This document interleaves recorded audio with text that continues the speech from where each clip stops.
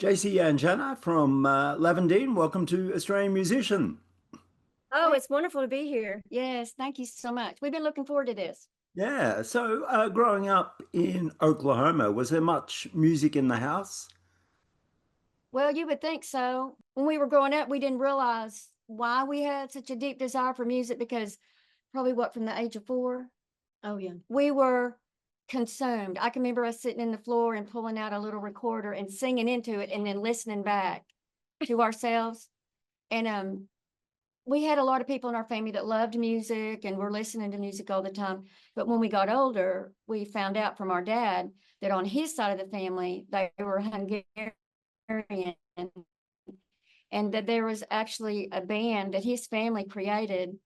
Yeah. And they traveled all over Hungary and played instruments and sang and did all that. And we're like, oh my gosh, it's in our genes, because we're songwriters at heart, and all we've done is sing. We play basketball too, but we were always singing and writing in the midst of even playing sports. So Yeah. it took precedence over everything in Yeah. our life. Yeah. So once you began to develop your own musical tastes, who were your musical influences?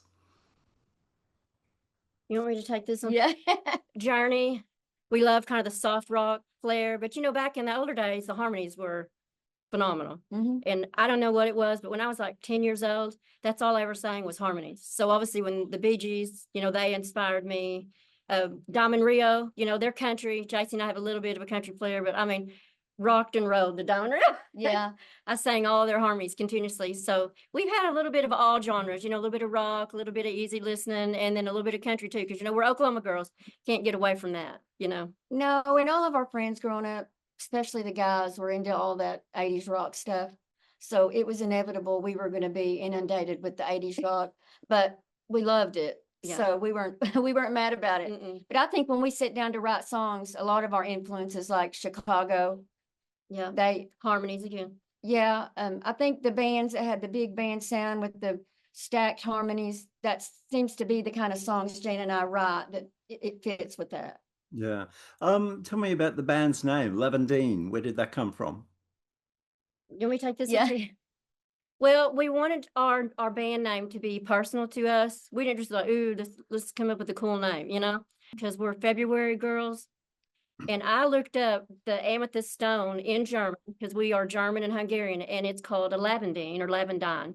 A lot of people call this lavendine too, but I mean, you could call that stone anything. We're like, that's amazing because it kind of has a timeless sound. It has a little bit of a girl thing, and then it also has kind of this edgy rock feel. So that's how that came about. So it is personal to us. Yeah. Yeah. So before you recorded your debut album, were you playing live? Were you doing any shows? You want to?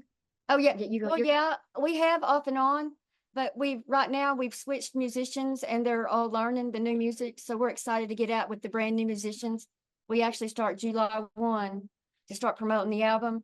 So we're about to hit it hard in that area. I think Jan and I, when we're in the creative mode and we're writing and we're producing, we're so critical about our sound that it kind of takes the front seat. We don't want to just write a song, a good song that people like. I mean, we're in it from the foundation, from the melody to the echoes to the harmonies. Yeah. When she comes in, when I come in, and then when we got with Mark Needham and Ed Seay, we're actually producing while we're in there. We're deciding, okay, does Jana sound better here? Because even when we write it, she may write the choruses and I write the verses, but when we get in there, we may flop it and she may end up singing the part she didn't write, and I end up singing the part that I wrote. So it's we're kind of critical about the live part. So we want that part to be just as good as what we spent creating in the studio. Yeah. So how do you write your music? Do you both play instruments?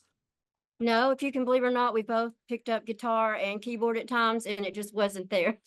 Yeah. So a lot of our songs just come from like a mood and a melody, and it kind of builds around that, like we'll hum a melody. We're like, oh, that's kind of a dark, eerie melody. So the lyrics just kind of fall into that place. There are some songs that aren't cohesive like that, but most of the time it's like the lyrics will come after the melody. That seems to be the way ours come. Yeah, it's like when we hear the melody or feel the music, then it's like the reason and the meaning behind the song is burst to fit the melody that Right. we're feeling. Yeah. Like this is a dreary melody. It needs to kind of be darker. but it comes from inside. Yeah. You know, it's not so intellectual. Planned. It's Yeah, not and planned. a lot of times when we've gotten in there to write with other people, because it kind of contradicts how we write, they're like, let's write a hit, let's write about this, or let's write about that. But I'm like, it's got to be more organic for us. And that's why we don't venture out as much and write with other people, because it seems to be too regimented. Does that make sense? Yeah. So if that makes sense. Yeah. I believe you've both been through some struggles in your life. Can you tell me a little bit about that and what period of your life that was? You know, when we first moved to Nashville, big music city, Yeah. you know, we thought we were just going to catch a star and ride it. You know, we were both flying high, feeling wonderful in our 20s. And I started, Jana, I had started having to wake her up to rush me to the ER in my late 20s. And they couldn't figure out what was wrong with me. Long story short, I had kidney stones. They were masked. They were masked. Yeah, But and they for found- years I would have to go in and they'd have to, you know, help me pass them because I wasn't passing them. But for some reason, after that, it was like all my other organs right behind that started not working right. So I was in and out of the ER. I had multiple hospital visits, multiple surgeries. So now I sit here today and I'm like, how am I still alive? First of all, Yeah. you know, it was so hard on me. And then Jane and I both went through a season where we got some root canals in Nashville. And I don't know if the doctors didn't know what they were doing or what, but it caused us both to get infection up in our bone and our mouths. So we had to literally stop writing and singing. It's like our gift was totally. So after all these surgeries and all this, then our mouths were attacked. And I was like, this can't be happening. Yeah. But we know now, I think, you know, if you listen to our lyrics in our songs, there's a lot of hope. And I think because of the struggles we've been through, it's birthed a sound in us to pull people out of their dark things in their life, to give them hope, to pull them out. Well, it gave us more purpose, you know, purpose to our pain, kind of, you know, it made more sense. And that's what was flowing out of us. We're like, it kind of came to us. This is why God called us to this. I think we're supposed to bring hope to people that went into hopeless situations. Cause you know, there's nothing worse than losing. I joke about it, but you know, if I was an athletic runner, you know, or, you know, Olympian runner, the worst thing to happen to me would be like lose a foot or a leg, you know? Right. But there have been some go on, you know, and do just amazing things, you know, with the lack of something. And this was our place of strength, you know, musically and, you know, singing and all that. And we should have probably given up, but we didn't, you know, we kept going because we felt called to do it. And it's what we love. We pressed through, essentially. Yeah, it's interesting too, because after all those struggles, well, while we were in the valley of those struggles, we couldn't even see beyond it, much less where we'd be. And I look at our lives today and even the people we've met, even in the last few years, it's like, it's almost like we weren't meant to meet them until there was more depth to why we do what we do. Yeah. Yeah. It's just a different experience. So in 2025, you've got a new single, Diamonds in the Sky. Tell us how that song came about. Well, there's a guy named Brian Pruitt that Ed Seay introduced us to, and a phenomenal keyboard player.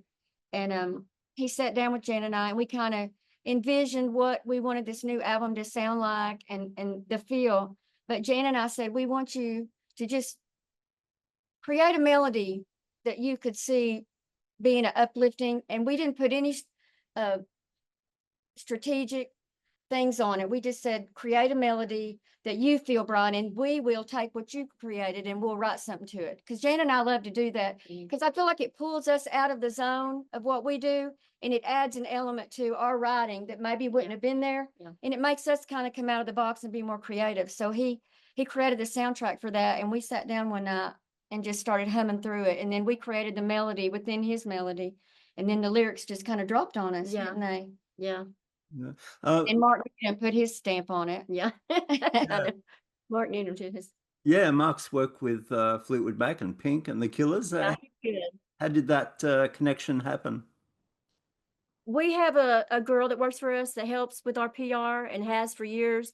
She's like, you know, Jacy and Jana, I need a rock producer that's going to get y'all, because she heard that little bit of flair in some of our older stuff. We're like, yes, we want to push the bar more in our sound, because, you know, like I told you earlier, those were more our influences, and it wasn't coming across, because I think a lot of the musicians we had prior that were working with us, which were wonderful, but they weren't leaning as far into the more moody rock feel. And she's like, I'm just going to introduce y'all to Mark. And I can't explain it. From the moment we got on the phone with him, it was just like immediate magnetic connection.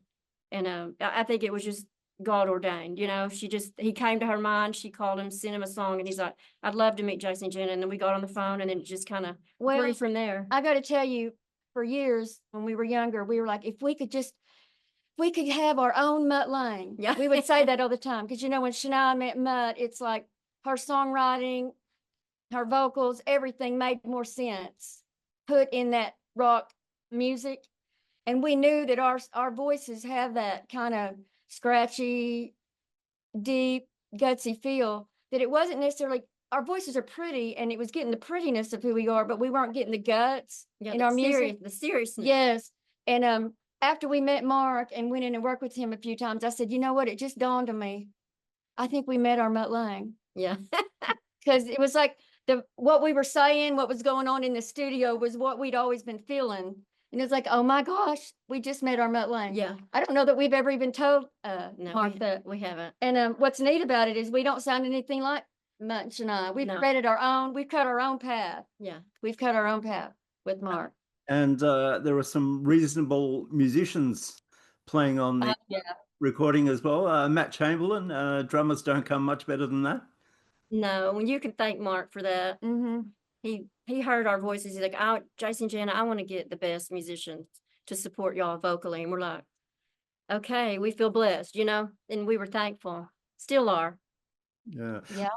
Jaime Mujo-Barrick, the keyboard player, he's totally grasped our sound and gets us musically. And then Dave Levito, the guitar player, he's phenomenal.